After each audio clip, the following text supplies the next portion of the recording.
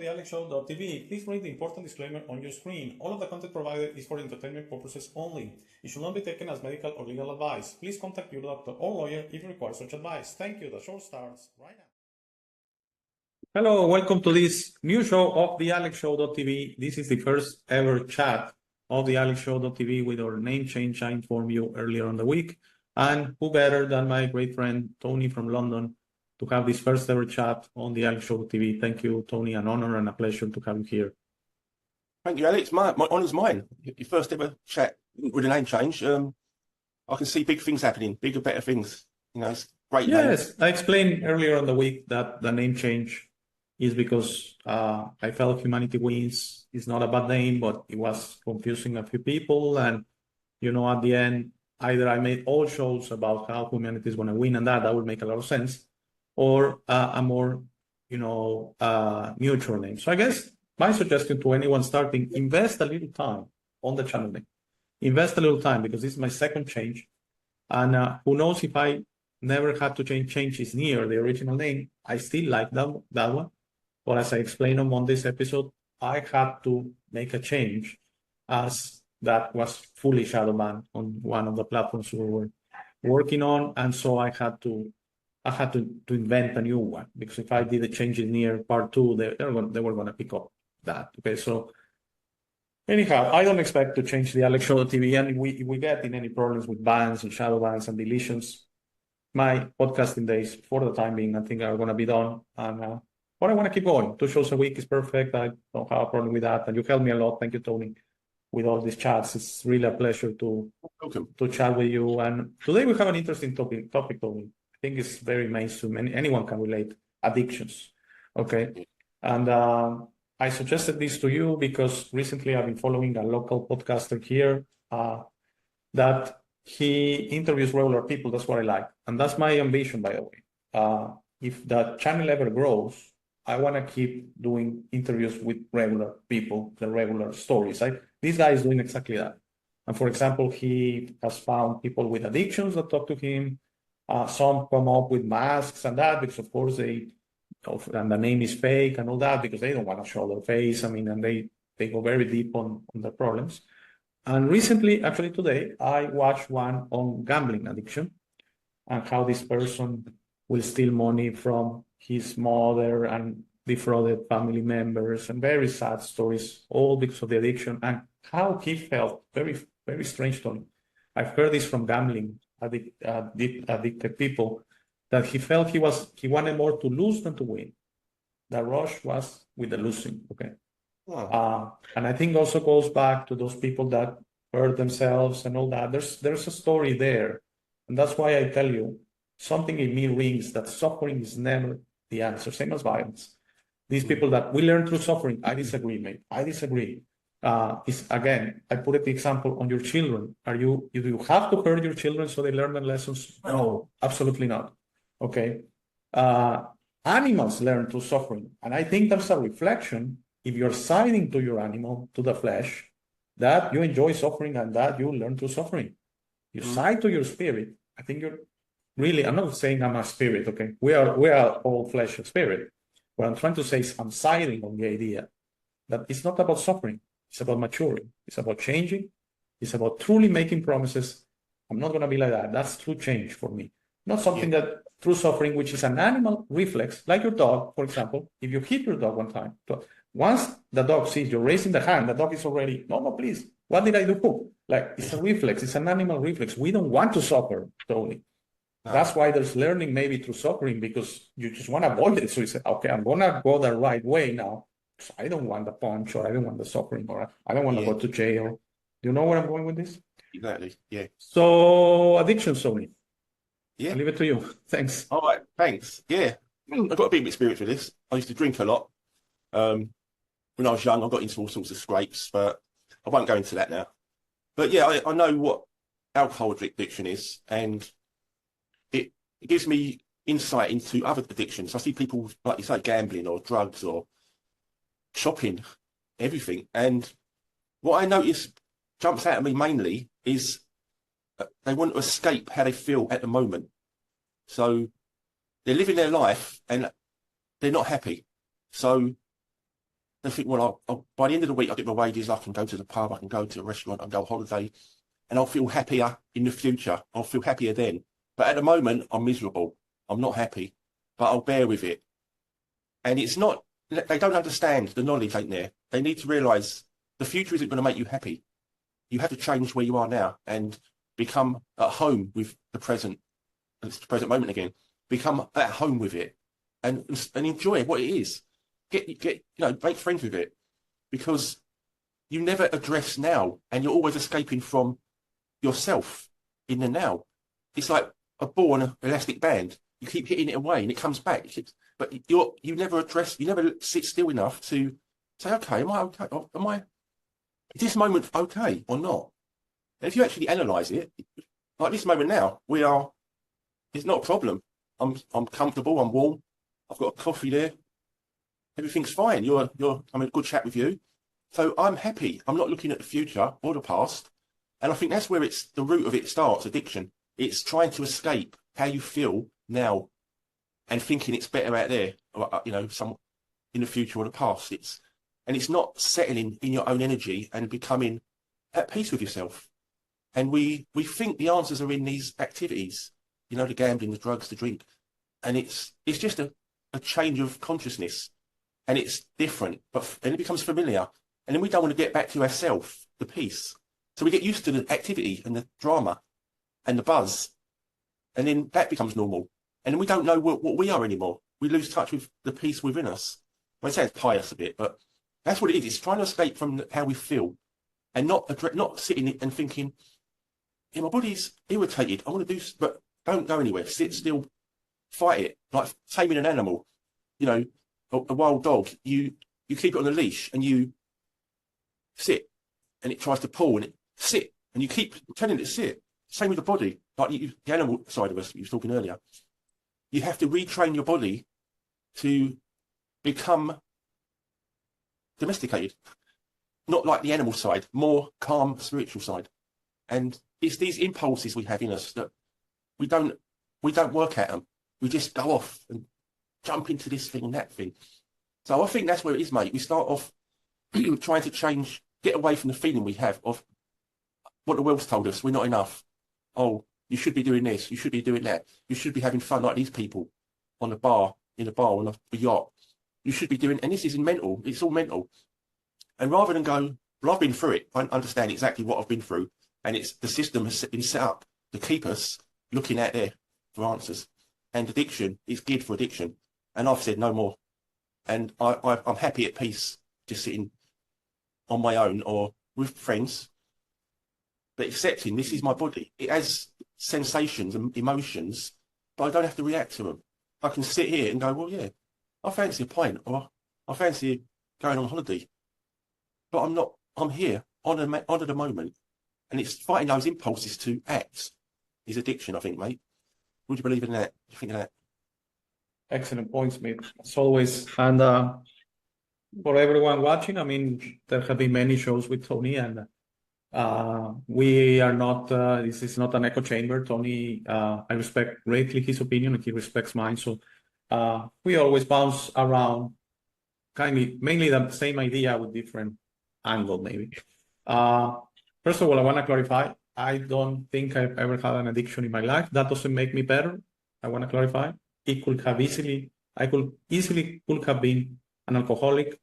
I never tried hard drugs in my life, so who knows? I mean, if I tried marijuana, cocaine, or whatever, I could have been an addict.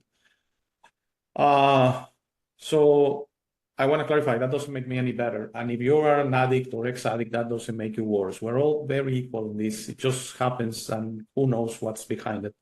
And for me, I have utmost respect to you, Tony, that you are a recovered addict. Yes, no problem. We obviously don't need the details of what happened, but I just want to start with that we could all be addicts. It's something that could happen. And please, you watching, if you have a friend that is an addict, if you have a family member that is an addict, they are not less. They are not weak. They are not, someone to avoid. Actually, there's someone, if you can, try to help them get on their way. I think addiction, as you say, is escaping. Is any addiction, you can tell me, I don't know, maybe the sex one, I'm not sure about that one, but alcohol, drugs, gamble, uh, those three mainly, it's escaping your reality. Okay.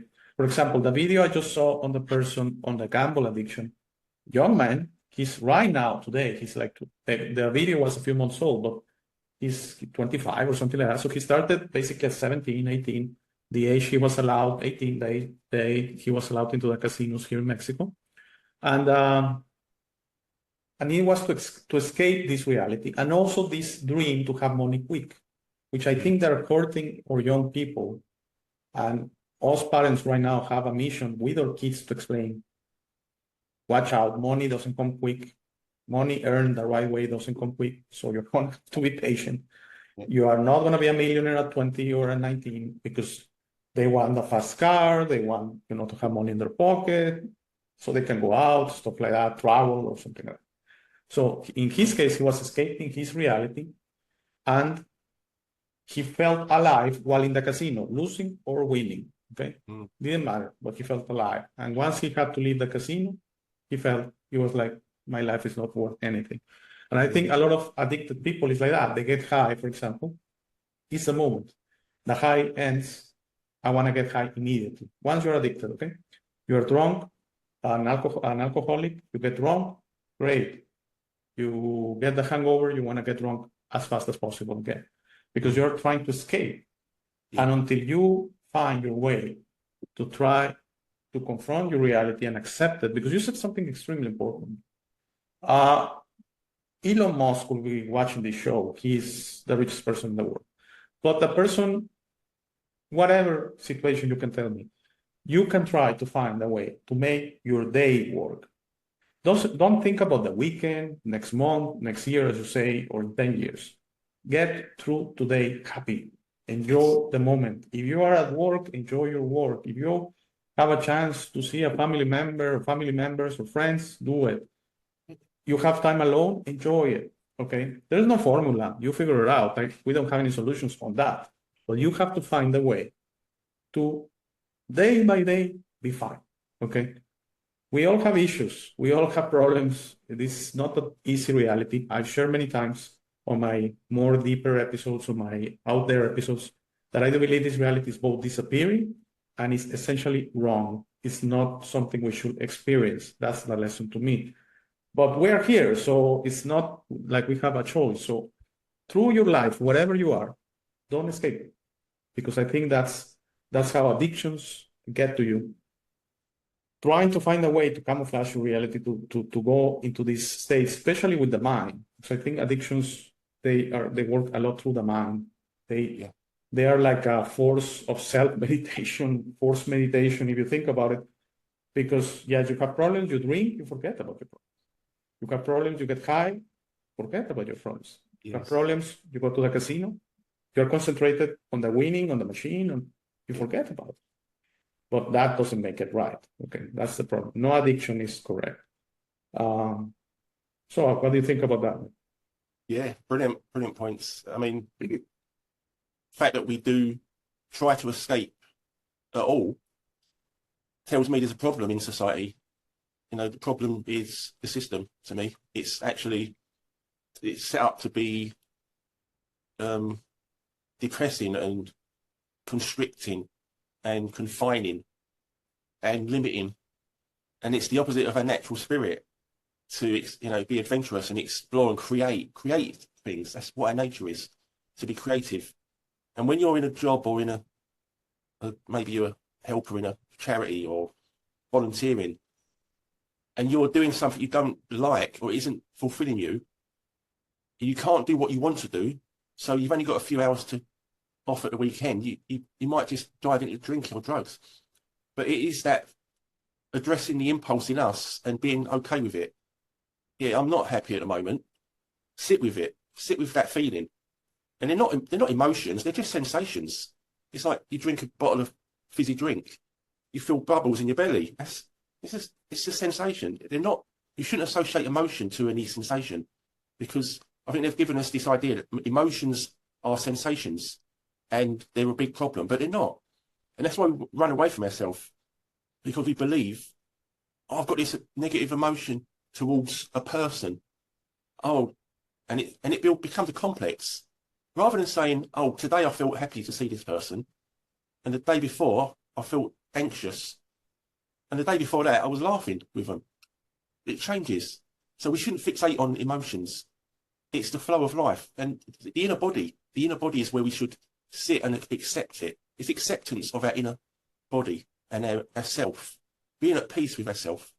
And then we don't need to run away. And I think that's where it all begins. I remember being a kid on the estate I grew up on, and it was a Sunday. Could have been any day. But I'd sit on the windowsill looking out the window at the rain and the cars going around the island. And there was no curtains, it was that poor. And I'd see the rain dripping down the window, and I'd be sitting watching it. It was freezing cold. I'd be happy. I was so content. And I know when I was happy and when I became miserable or joined society. It was when I went to school and fitting in. But I remember, I'm glad I remember being happy with simple things. My inner body was happy. I was at peace. I still play football and climb walls and do all that stuff, but I never lost touch with my inner peace. So, and why I got into drink was following my friends, the mind telling me, you've got to do it, it's normal. You know, you've got to fit in. You've got to be like the rest of them. And I lost touch with my inner peace. So, yeah, mate, it's all about accepting yourself, whether it's boring, whether it's happy, exciting, but you still remain autonomous. You're still yourself, wherever you are. You don't lose touch of that peace. Yeah, we are winging it at the moment, so No, that's it's great stuff. Great stuff. Yeah. I was thinking as you were saying that I think also has to do a little bit with the sense that we need to be at peace, we need to be fulfilled with ourselves. And this sounds very self-centered, and it's very difficult to explain, because then it says, oh, so you are about the ego and you're the greatest things. No, you have to be the greatest thing for you. You listen. You are the greatest thing for you, your soul, everything from here inside, because that was, by the way, that's the only thing you truly control. Yeah. Even if you have a lot of money and that, the only thing you truly control is you. So for me, is you have to be strong yourself. Yeah. The best way, look at your spirit, look at your divine connection, look at your inner connection, look, connect to the everything, okay? And just offer yourself to say, I'm strong. So what do you want me to do? What they call God's mission and why are you here and stuff like that. That's great stuff, by the way. And that's, for me, it's not related to religion. It's your mission that you know you're strong. So how do I help? How do I fulfill a mission here? A life purpose. Very important, a life purpose. There are people that have a lot of money, Tony, that they don't have a life purpose. So that's why they look to addictions, through comfort, through excesses, which is not necessarily the same thing, excesses, addictions. In the sense that, for example, it's not enough to travel first class. I need my own plane. It's not enough to do these parties and that, drugs. I need, maybe to kill someone. So it's exciting enough, gruesome stuff when it gets to the point. And as I shared, also this podcaster had recently a former crime lord or something like that, and he changed to Christ, and that's great. That's a good use of the Bible and everything, because he changed his life. Right now, he goes and gives gospel about Christ. So I think that's great that he changed from being a killer, an assassin, and he will explain that there was a moment that the addiction, the excesses were not enough. So they had to go and do gruesome things to get the high. You see where it goes, Tony? Same like with addictions, it's not getting 6 beers, 10 beers. It has to get to a point that you throw up. Yeah. And then you throw up, and as soon as you can, you have to restart. And that is never going to fulfill you. That's the point. No. Never is going to be enough. And same with money. People that truly the purpose of their life is money. Yeah. No, you're going about it the wrong way. It's never going to fulfill you. And that's why they are 80 and upset and belligerent, and they have problems with the family because they feel everyone wants to steal their money, or everyone is waiting for them to die so they can get their money. Yeah. And at the end, they leave this world unhappy. Okay? Instead of, for example, if someone listening has a lot of money, I'm not saying give it everything away. Have a comfortable life, but have a life purpose. And you have the golden opportunity to help. Okay? You have the golden opportunity to do individual projects, help this, help there, individual things, not give it away to the Red Cross and that we know at the end that's just making someone else richer, okay? It's unfortunately not helping very much. But going back, I don't want to go away from the main topic of addictions. Again, addiction excesses, I see it as something very similar, that is never enough. It's never the road. It's never gonna take you to happiness. But I do want to clarify that we're humans, we're having a human experience. Yeah. Also, is it wrong to have a beer? I don't see it that way. If that beer is not controlling you, no. Of course, when you are someone that has recovered, then probably you cannot have it anymore because the risk that you go back to your ways is very high. So that's understandable, okay? But for me, I've never had hard drugs. I've been offered a few times. And always, no, thank you, no, thank you. Try it. It's your first time, you're going to enjoy it. Thank you, thank you, thank you. I don't want to do any hard drugs. That's my decision.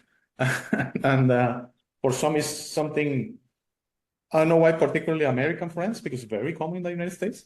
They don't understand that, no, you have never had marijuana, but you know, it's going to relax you. Thank you. No, I'll have my beer. That's fine with me. So who knows? Maybe it's my intuition that if I had any hard drugs, I'm going to fall into addiction and destroy my life, basically. And my addiction is saying, no, this road, better not at all. So basically that. I don't know what you think about that. Yeah, I mean, looking at the people who they see these activities as giving them happiness, like you said. The guy offered you drugs. He said, "Go on, you know, you'll feel good." So that was the hook. So he's putting out the hook. You feel good, and if you was to say, "Yeah, okay," and you didn't know nothing else about it, you was someone else. You could have took it, you know. Yeah, and I think that's what people want to do. They want to feel good, but they want to feel good all the time. They don't want to feel good just now and again. They want to feel good all the time. They don't want to put in the work to maintain their life. So we see images on TV. I've got no TV anymore. I'm selling it on Gumtree, but we see images everywhere advertising of people in fancy suits and with nice watches and dresses, and they're on yachts or boats and Rolls-Royce cars driving, and they look like they're having a great time, and they're drinking or doing whatever they're doing, and people look at that and go, I want to be like that, I want that, but they don't know what that is yet. And then when they get there, it's not what they thought it was, and they're miserable or happy for a little while. And it's the chasing, it's the constant chasing of something to make me happy, and it's grasping. The Buddhist said it, grasping is suffering. And when you grasp, like when I was on the windowsill as a kid, I was happy looking at it. You had no carpet. I was happy. And when you grasp, when I met my friends at school, they were saying, oh, look at my trainers. I've got a new football. I've got this. And I wanted it. I started to grasp. And that's when I became miserable. I started to not remember that I was happy there. Why do I change it? Grasping made me not happy. And when you see a glamorous lifestyle, you don't even understand what you're looking at, but you're assuming it. You're making assumptions that it's going to make you happy. And we're taught to follow and fit in. And I did for a while, but I realised there's nothing good there. It all comes from your own inner peace. And as bright and glamorous and colourful as life can be, and exciting, it's like bungee jumping. I think your point earlier when you said about people, they want the feeling, the buzz. It's to feel alive. It's to feel powerful and alive. That's why they do bungee jumping, for the adrenaline. It's an exaggerated feeling, but they want it all the time. And they're not willing to put in the hard work and accept life is sometimes hard, and it's a trudge. You have to persevere and build up your resources, and get used to boredom, get used to just hard work and used to discomfort. And once you're used to that, you can do anything. You're stable, you know, you're composed and happy, because then the peace comes through. So yeah, we've sold this Dreammate, which is colourful and bright and loud and exciting, full of drama, and we'll probably all go into it for a certain amount of time. But I've been through and I come out the other side, thank God. I don't know how I did it, but I've did, and I've got the knowledge to draw upon. And I would just tell anyone out there, be careful what you get involved in and who's offering you promises of happiness. And this will feel good, or this is great. Don't take their word for it. Maybe do some research into it, and then be strong enough to be your own person. Be strong enough to stand on your own 2 feet. Like Alex just said, no thanks, not for me. And don't feel, and when you get that irritation inside of, oh, they're all going to laugh at me, or they're all going to think I'm an oddball, weirdo, because I'm not fitting in. Sit with that feeling, sit with it, and let it bubble up, let it go. Then you're okay again. And that's strength. That's what people need to do to conquer their self, you know? And that's what I just tell anyone. Be your own person and be careful about what decisions you make in life, because they can be catastrophic if you're not lucky. Yes, mate. Yes, absolutely right. And as you were saying that last statement, my suggestion to everyone watching will be don't truly care about what others say, because they're always going to have an opinion. They're always going to have an image of you. You're never going to fulfill that, by the way. And I don't think that's the right play, okay, to try and please the out there, whatever it is, family, friends, general society, and that. You're never going to be able to do that, okay, no matter how much you try. So the most important thing is your ring in you. No thanks. It rings in me. It's fine. It's fine. You're fine. You're golden. You truly don't need anything else if you think about it. If you start worrying about other people, my God, your life is going to be difficult, okay? And I do think does not say who, the ones here, okay? They, because we're still in this platform, okay?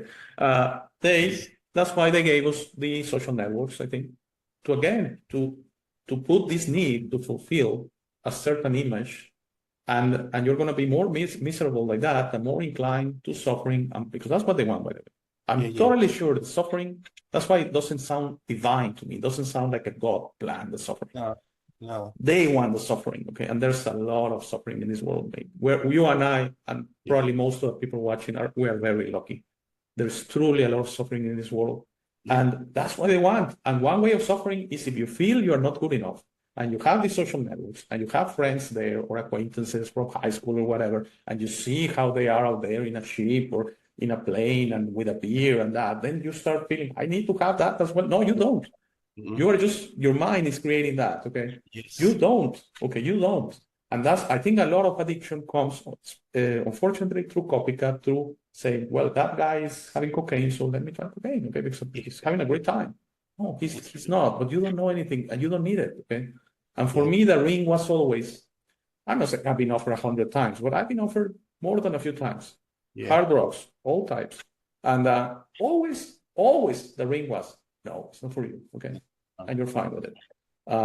Doesn't matter. One guy says your life is gonna change, and well, and there are countries right now. For example, we were not recently, like 5 years ago, in Montreal, Canada, with my family on a trip. We did Toronto and Montreal, and I don't know if you know, in Montreal is marijuana is legal. Okay. Oh, so everyone is like in the Netherlands, okay, like Amsterdam and that. So everyone is doing it on the streets, and So, for example, I remember the waiter. We went to a restaurant, I think so, Ecstatic or something like that, Excellent or something, X. It's for breakfast. Great stuff, good food. And you will order, 2 eggs scrambled and then hotcakes for the kids and that. And they will bring completely different stuff. Like they were high as they were serving at 10 a.m. And they will be like, oh, what do you order? No, I ordered 2 eggs with cheese with that. And they would have bacon or something like that. Okay, so is it a problem? Eat it. Yes, it is a problem. I ordered you a different stuff. Yeah. Okay, so it is a problem. Yeah. So, and everyone seemed like careless. So Yes. for me, that's the thing of addiction, that they sell you this idea that through that, you are going to be careless and no responsibilities and that. No, this reality is not about that. No. You need to find that state of being happy all the time, at peace all the time through you, not through a substance, okay? Not through something that is going to tweak with your mind. That's why some religions like Jehovah's Witness and Islamic religions, Muslims, I'm not saying it's a good way, but they prohibit these substances and they say they're against God's will because they mess with your mind. Yeah. You really don't need anything to change your mind. You need just to control it. Okay? Believe me, that mind works for you. not the other way around. Okay, you don't work for the mind. The mind Yeah. works for you. And for me, the best way is I've taken more Joel's approach. That is not the Buddhist approach of you see the Buddha kill him, or saying you see any thoughts away, your mind, you keep it clear. You cannot Yeah. operate in this reality like that. You cannot operate like that because you will be in a meditative state all the time. What Yeah. you're going to be, you have to be in a temple out there in the mountains, maybe, and that could work. But if you're going to be a member of this society, control your thoughts, like Joel says. Control your thoughts. Mm. The mind starts going away. Shut up. Yes. I know better. Okay, my heart knows better. What do you think Yeah. of that, mate? And I think for people Yeah. that have addiction, that will cure them, mate. For people that Yeah. have depression, that will cure them, mate. Yeah. It's all through the mind. I think you've hit the nail on the head again. I think the biggest addiction on earth, anywhere, is the mind. It's the thoughts that the commentator upstairs that's commentating over our life. And it's saying, you know, oh, look at that person. Oh, he looks shifty. Oh, look, that's good. Oh, look at this. Look at this. And it's like, it's commentating on your life and suggesting, do this, do that. And I used to take notice of it. I used to give it credibility. And then something had happened bad. And I'd say to myself, what'd you do that for? That was stupid. But I shouldn't have said that. I should have said, what did you used to do that for? That was stupid. But we don't. We forget, this isn't me. This isn't us. And that commentator, people need to sort of disconnect, break the connection and treat it as an entity on its own, like the monkey on their back, they call it. And that's what I see. It's like the commentator, the narrator, and it's always whispering in their ear, telling us, do this, do that, for its excitement, its own amusement. And the person underneath is, like the host, is doing what it's told by the thoughts upstairs that it thinks is itself, but it's not the person. And that's the biggest addiction, to detach from the thoughts and see them objectively as just like bubbles off the bottom of a pot of boiling water, you know, just bubbling up. They're random.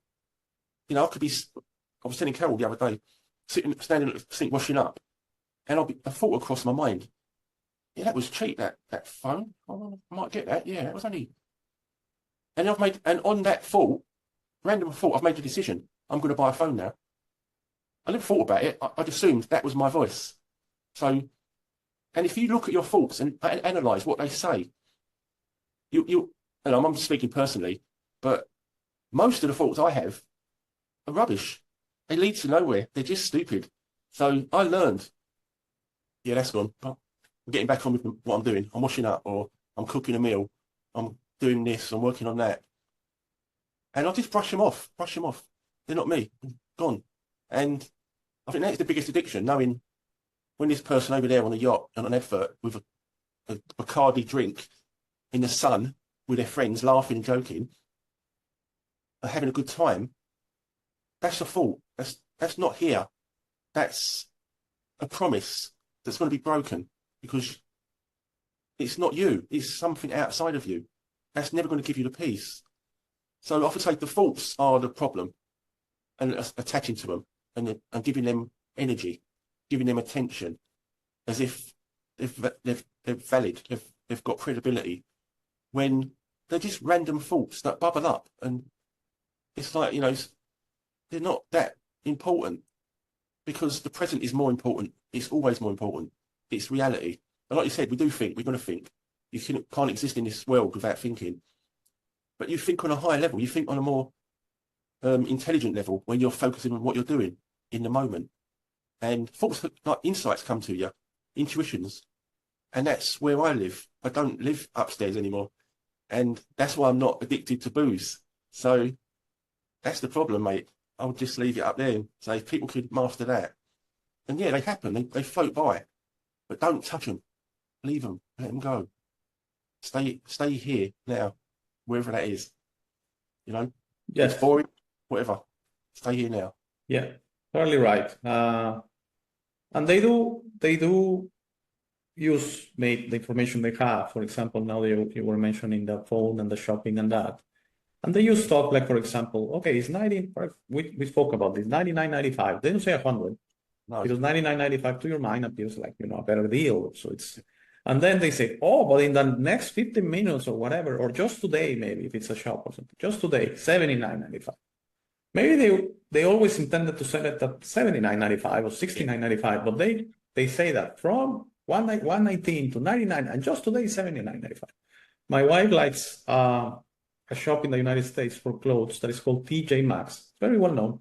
Yeah, we've got them over. You have them as well? Okay. Yeah. And they put like 7 prices. So they say original, this brand, whatever. It was 99 a shirt or something, extremely expensive. And then they say 79 and it's for us. And then, or this was 69 and it's for us. And just today or whatever, last price 34 or something. That's it. Maybe it was always it's a $10 shirt or something. I don't know.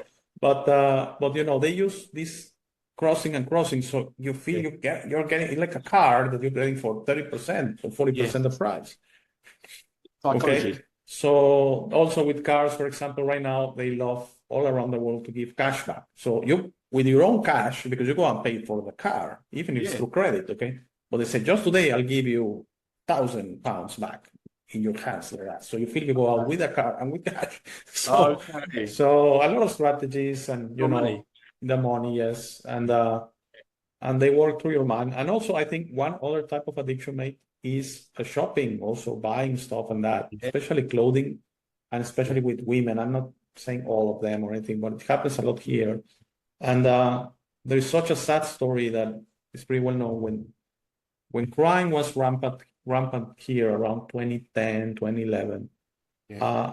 We have a highway 2-hour drive to Texas, to the border, Laredo or McAllen, both.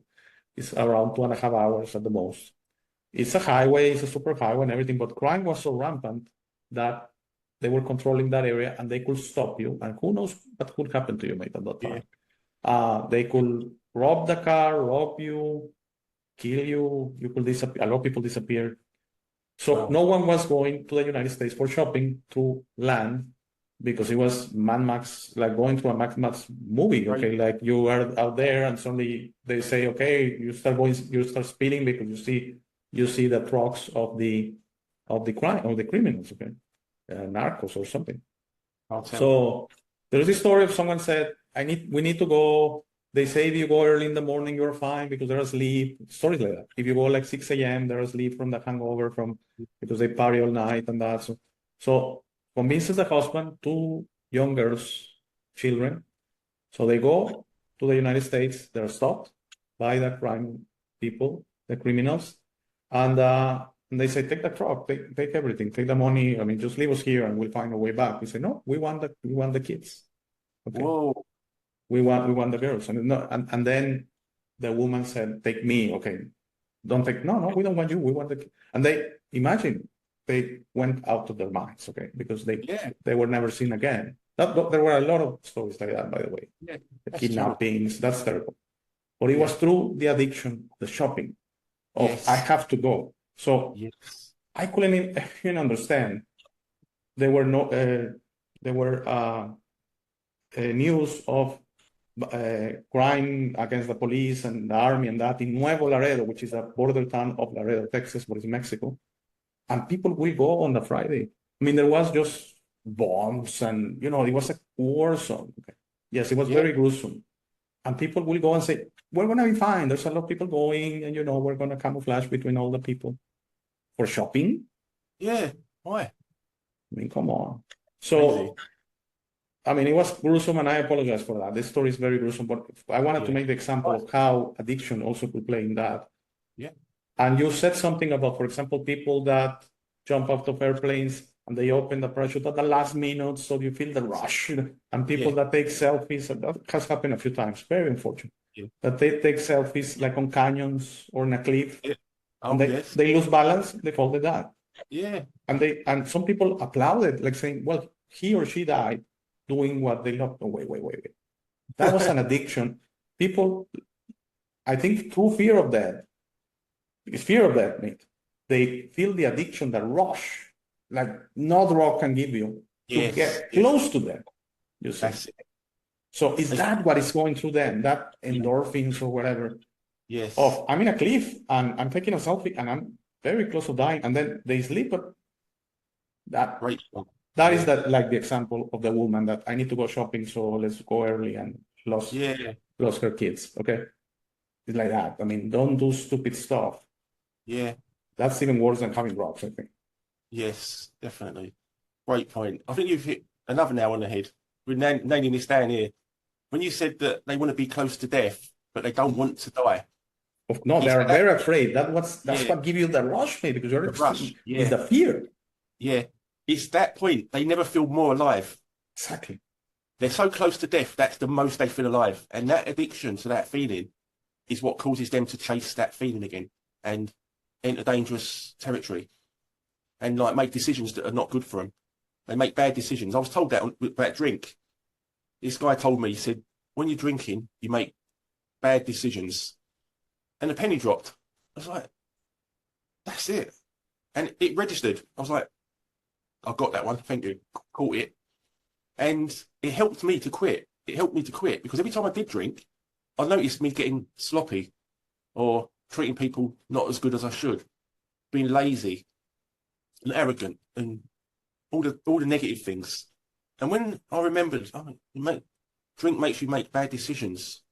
I thought, yes. And it helped me quit because it's the decisions we make that are the most important.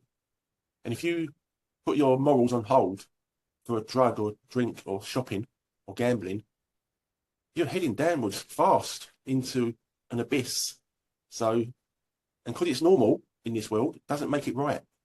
Doesn't make it good. So, yeah, I think that is it, mate. When you said that they're so close to death, they never feel more alive in that moment. But they're playing a dangerous game. It's Russian roulette, you know. And we mistake bravery for stupidness.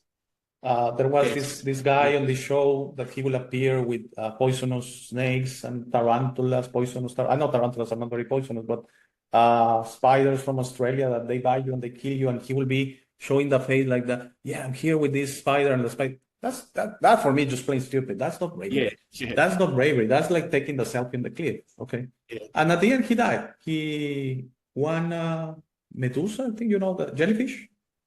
You remember the story? A jellyfish bite him in the heart. Bite him in the heart. Who?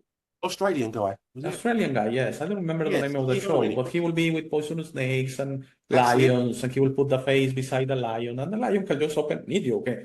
It's an animal, okay? I mean, it's an animal. And that's just foolish. That's just looking for death, okay? That's just looking for death. And I know we keep going, by the way. I'm not saying that all of these beings are still somewhere else. So I'm not going back in my statement that we die and we die. The body dies and you die. Your experience dies and you die. Alex, if I die, Alex is gone. There's something else that keeps going. But that doesn't make it mean that you are going to be full of confusion that you die with such stupidity, okay? Because that's stupidity. To not, I mean, you have to take care of yourself. Okay, that like someone, I remember, all your limits are self-imposed. What happens if I throw myself from a building? You're going to die. 100%. Your body's going to die. But it's going to be through a stupid decision, okay? Yeah. It's like, that guy was the crocodile man. It's the decisions we make. Like you said, we die for the buzz. And it's the system that taught us it. It's the system when you put on a TV or you listen to people around you, it's, come on, let's go out. It's exciting. Let's do this. Let's do that. Let's go race driving, bungee jumping. And they got it from the system, the TV, the advertising. I used to see paintball on the street. That's not too bad. But it's still firing guns at each other with paint. And it's all about drama, excitement, an unnatural level of emotion. And then you get used to that level. And that's addiction. So, I believe we are fed this stuff to keep us off balance, to keep us distracted as well, so that we're easily managed. We're easily managed by the system. And people that are stable and they're contained emotionally and they're at peace, they see clearer. They can see everything. It's like there's a guy, he's a meditation expert. Shall I say his name? Yeah, sure. Sorry about that. Bless you. John Kabat-Zinn, he's a meditation guy.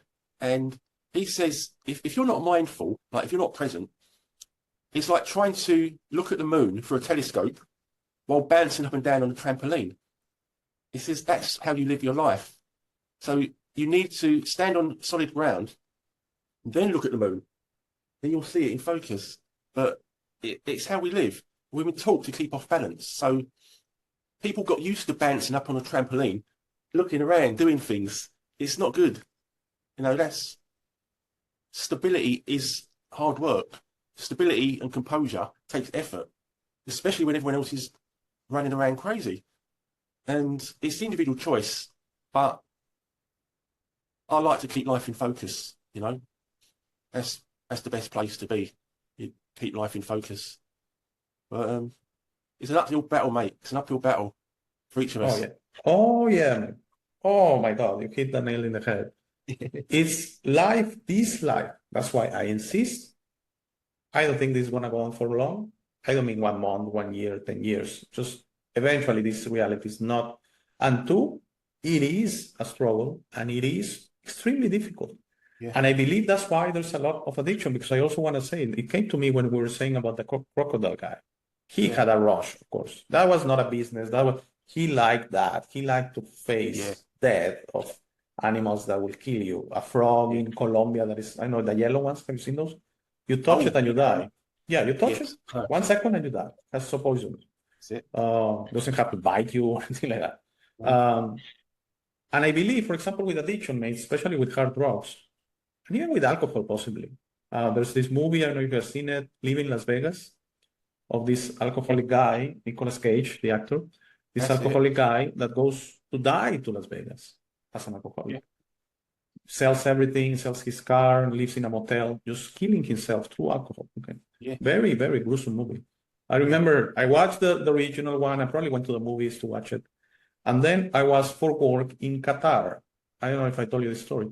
So they showed a movie, but imagine, they couldn't show any sex and they couldn't show any alcohol use or drugs. Yeah. The movie was 35 minutes. The total movie was, no joke. They got everything, mate. Just basically the scenes he was speaking and not even, they didn't even show the scenes he was throwing up after, hangover and stuff like that. No sex, no alcohol, of course, through Muslim rules, okay? But yes, for example, that movie with alcohol, but for example, with heroin, a lot of people that get overdose, I think it's because they're pushing the boundary and they want to get close to death, okay? Yeah. So someone once told me addicted people, particularly with weed, marijuana, are self-medicating. I don't know about that. It's possible. Are they, trying, for example, because again, this idea of depression and that it's a sickness. Depression is a state, I believe. Okay. Yeah. And I believe in the power of you, and you can take yourself out of that. Same as you are an example to everyone of how you went from your addiction to being recovered. Okay.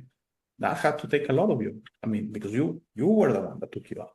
I know there are associations and the 12 steps and Alcoholics Anonymous. I know that, and they do help. It's like a support group, okay? But at the end, I do believe you can take yourself out just by recognizing the problem and saying, this is not me. I want to stop escaping. Yes. Okay? And that's it. So, mate, we have gone for a while now. So, in closing, do you have anything for us? No, thanks for the chat, Alex. Great first episode of your new channel name. I'll just say, present moment where without all the distractions and all the drama and all the excitement and all they're like headless chickens running around. Without all that, life is okay. Life is pretty good without that.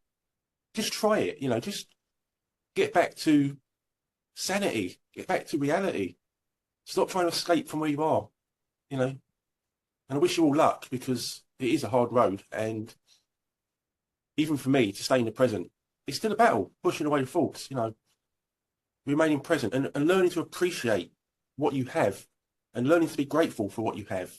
It helps you. It helps. Gratitude is a big thing to work on. Being grateful for what you have and the people in your life, your health, anything. Be grateful for it, and you'll find the addictions won't come near you anymore. You'll be happy.